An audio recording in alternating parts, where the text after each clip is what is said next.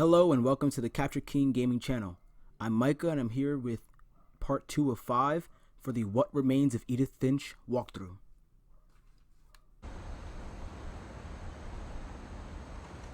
Alright, Molly's story was a bit dark.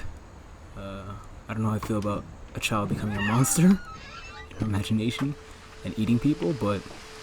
This will be obvious later, but my mom never told me any of these stories. Edie would have, but Mom didn't like bringing up the past. Though, when we adopted a stray kitten, she was the one who named it Molly.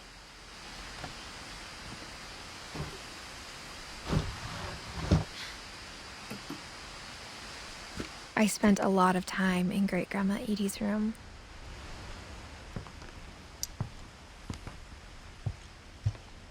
When Edie told people Sven was killed by a dragon, she could also have said he was building a dragon-shaped slide that collapsed. She could have, but she didn't.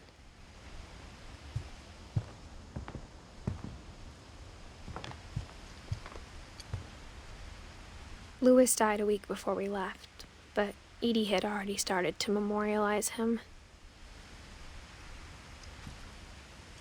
That explains where all The room those was like a museum. memorials come from.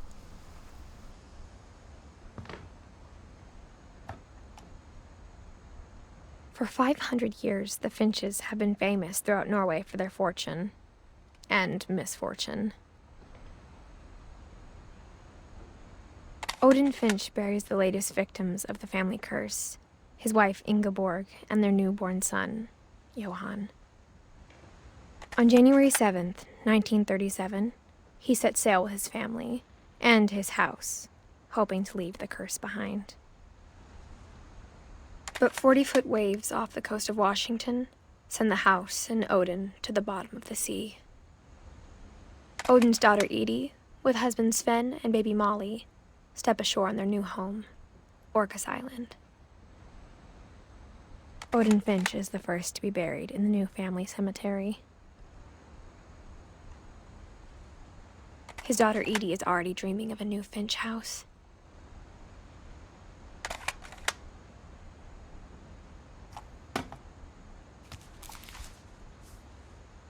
Whatever's wrong with this family, it goes back a long ways.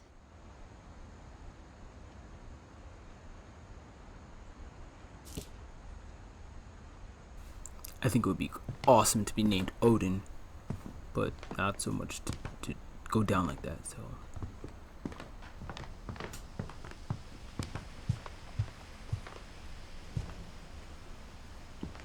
That's a nice touch right there. That's cool. Even in her 90s, sometimes Edie seemed a lot younger than my mother.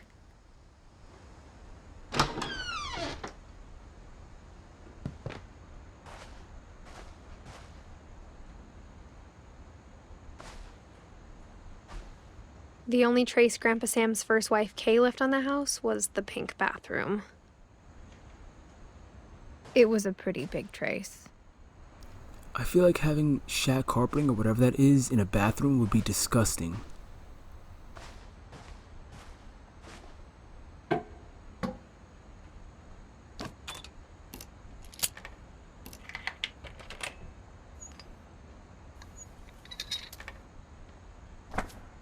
There's a secret in this bathroom. It's in the last place you would look. It isn't in the cupboard. It's hidden in this book. It kind of doesn't make sense if the book itself has a clue you're already in the book, so it's not the last place you would look, I guess. But whatever. Secret passage is weird. Sven gave Sam an old camera he'd refurbished. He never put it down.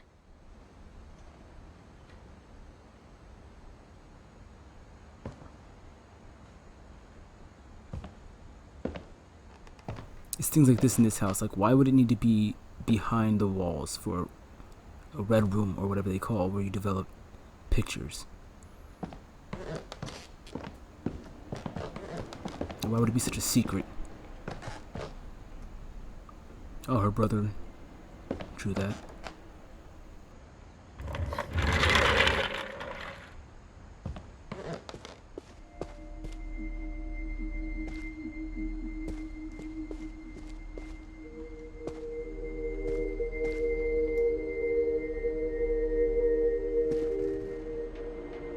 That is Superman. I knew Grandpa Sam had a twin. Like super manly. And this is super science. And that he never talked about him. Alright, as a kid, I would love to have that bedroom. That is awesome.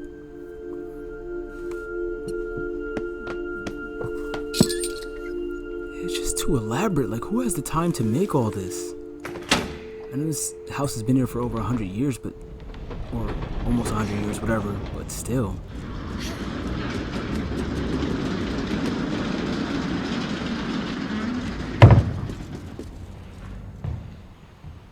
This is some jigsaw serial killers type manufacturing right here and construction. I guess my grandpa didn't like history any more than my mom did.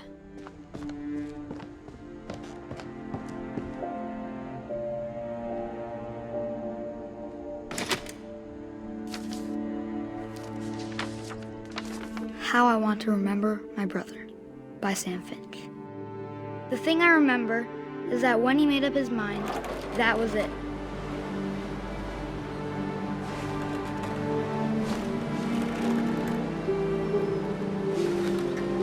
My brother said he'd die before he ate another mushroom, and he did.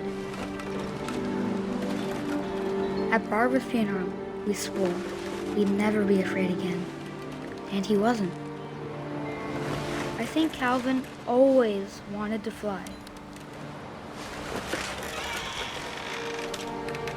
Sam! Calvin! Dinner's ready! Coming! But that day, he finally made up his mind to do it. I told him going around was impossible. Maybe if I hadn't said that, Calvin! I'm not gonna tell you again! maybe if the wind hadn't picked up, then maybe he'd still be here. But I doubt it. I think he'd already made up his mind. That's what I want to remember about my brother.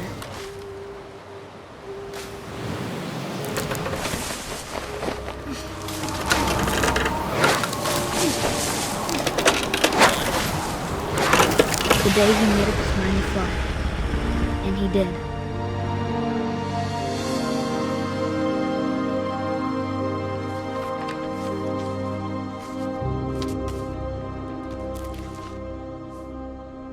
Calvin's story felt strangely familiar.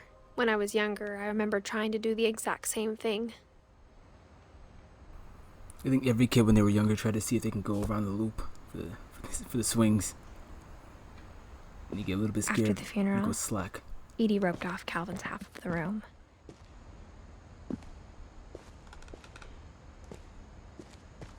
Mom said Grandpa Sam enlisted at 18 and never set foot in the room again.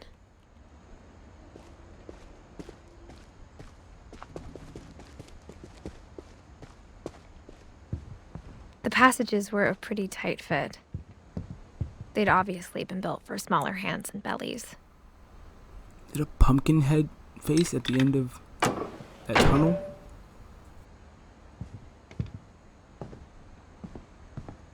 Edie's father, Odin, built the original house.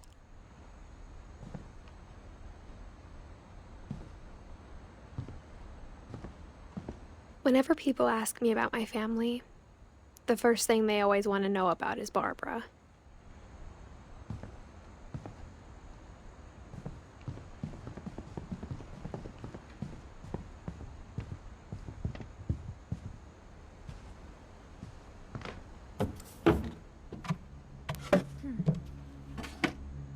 Growing up, I always thought of Barbara as a child star.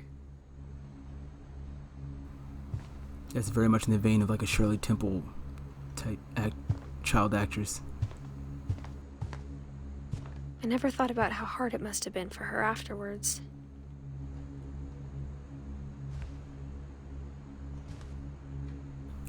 I don't blame her for having a street sign with her name on it. If I had a street sign with my name on it, I would definitely try to steal it Maybe somebody stole it for her, I don't know, but I would definitely want that.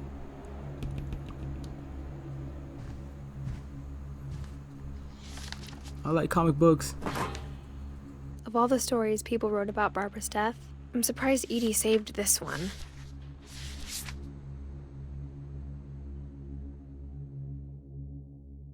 Old Jack here with another ghastly tale inspired by America's most unfortunate family.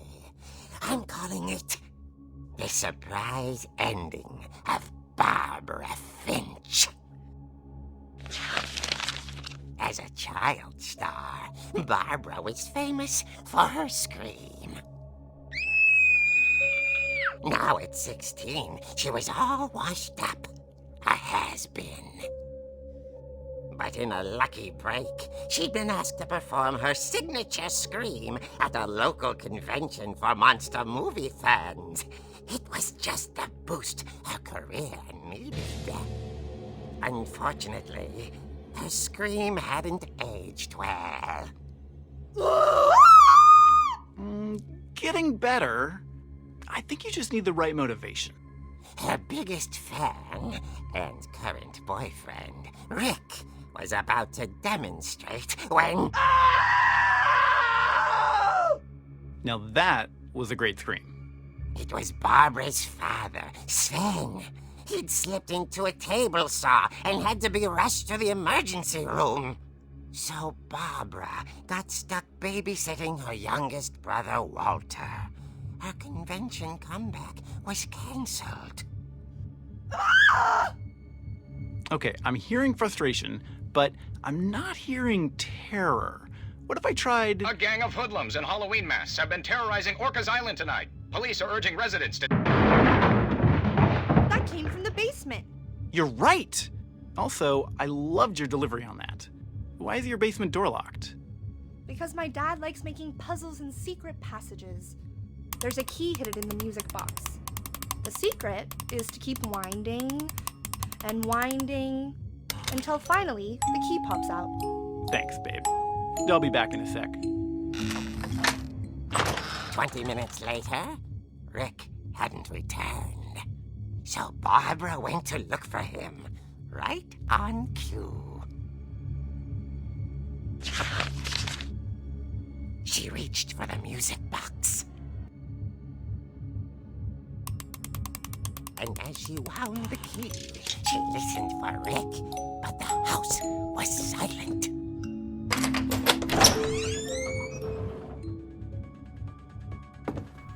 Okay, the Halloween music. I hope this video isn't struck for copyright. She found Rick's crutch and imagined the worst.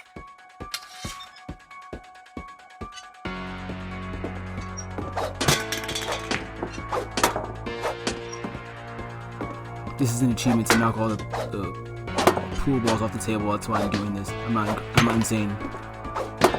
This is not what I would do in this situation in real life. Maybe it is, I don't know.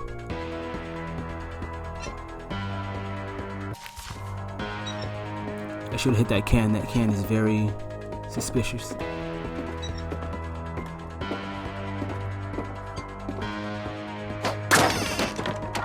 The gang's leader is the infamous Hookman killer, Dr. Carl Hamill, who impaled and then ate his family 10 years ago tonight. That is nightmare fuel right there.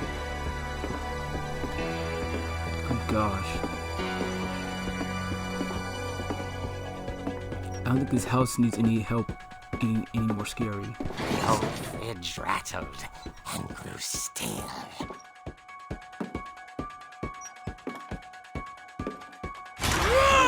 Oh dear!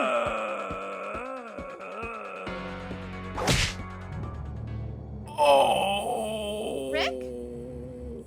Barb, relax. I was just trying to scare you to help you find your scream. Well, I'm not scared, Rick. I'm furious. Then act furious. All I'm getting from you now is that you're hurt and confused and you're... She threw him out, but she kept a little something to remember him by. Barb, have you seen my other crutch?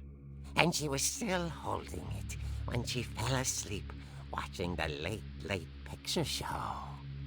Hours later... Barbara! Walter, what's going on up there? Ah! Okay, I'm coming up, but if this is a trick, you're dead, Walter.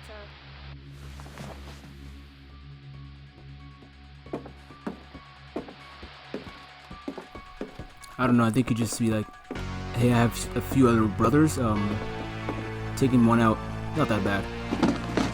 Just take a loss.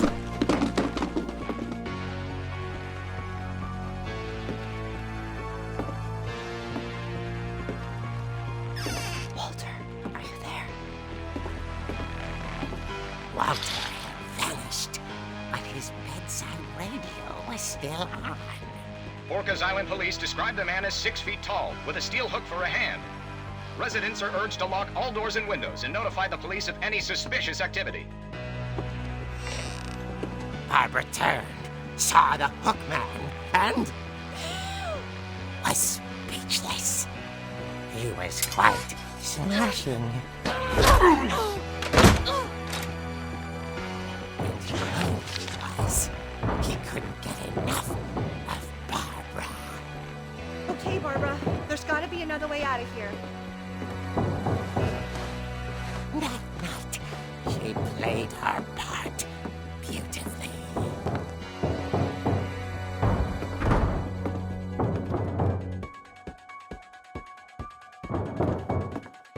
Molly's door hadn't been opened in years. The hinges groaned.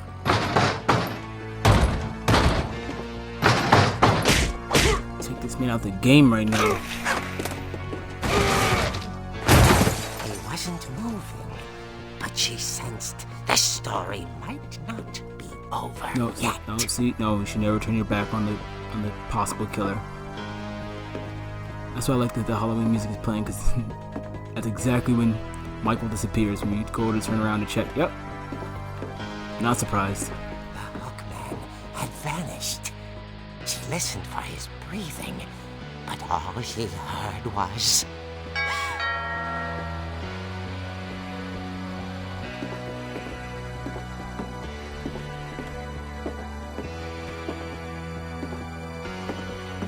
At the door, she heard whispering. It was coming from inside the house.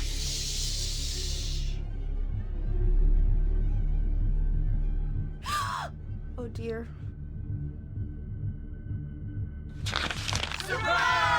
How did they sneak up on her? It's ridiculous. The monsters had come to surprise her. For Barbara, it was a dream come true. Then she saw what kind of monsters they were, and she realized what was about to happen. She was going to be famous. And with her final breath, Barbara Finch gave the performance of her life. I don't think this is accurate to what actually happened. I wasn't there myself, but I hear Barbara was magnificent. Poor girl. She had a taste for stardom. But unfortunately, so did her fans. Of course, the police blamed it all on poor Rick, who disappeared the same night. And little Walter? Hiding under his bed the whole time. He took it all pretty hard, but that's another story. As for Barbara, tucked inside the music box is all they ever found of her. Her ear. Now that's what I call a real eerie tale. Good gosh, the puns are a mile a minute with this comic. Got the perfect voice actor, though. Tales from the Crypt style Pumpkinhead.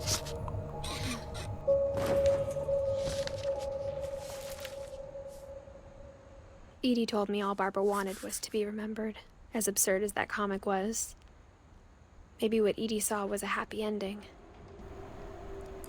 Okay, and that's the end of part 2 of 5 for What Remains of Edith Finch.